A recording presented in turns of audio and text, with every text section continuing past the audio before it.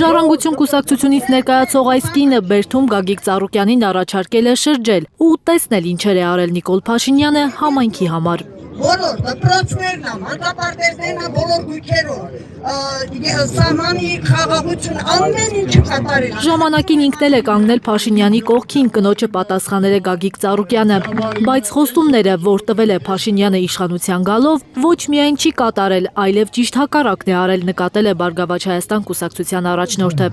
Ասում են, որ այսօր պետք է արագաչափերը հանենք, ես չեմ եկել հող տալու համար, ես այդ մարդը չեմ, Արցախը Հայաստանա եւ վերջ, ճիշտ է թե ոչ, ասում են։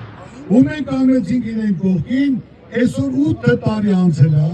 8 տարվա մեջ պետական պարտքը կրկնակի ավելացել է, 7 միլիարդ է դարել է, 15 միլիարդ, 8 միլիարդ ավելացել է, որ ժողովուրդը դրանից խաբար չի, այսօր կորցրել ենք Արցախը։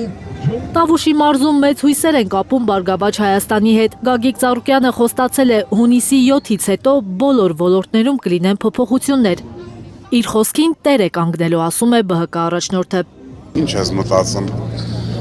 կարանք բան փոխենք, թե Եթե դուք ուզում եք փոխել, իմացեք փոխված է։ Սպասեք լավ փոփոխությունների հունիսի 7-ից հետո։ մենք Ես իմ խոսքի տերն եմ, կանք այսքան տարի ապրել ենք, խոսքս չեմ փոխել, ինչ ասե արել եմ, կախված է ձեզնից, ձեր ցավը տանը։ Ուզում եք փոփոխություն, հավաքվեք, տվեք, պահանջեք։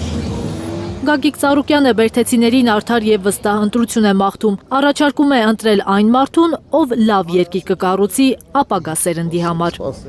Զարուհի Սահակյան, Էլեն Յահինյան, Հայլուր։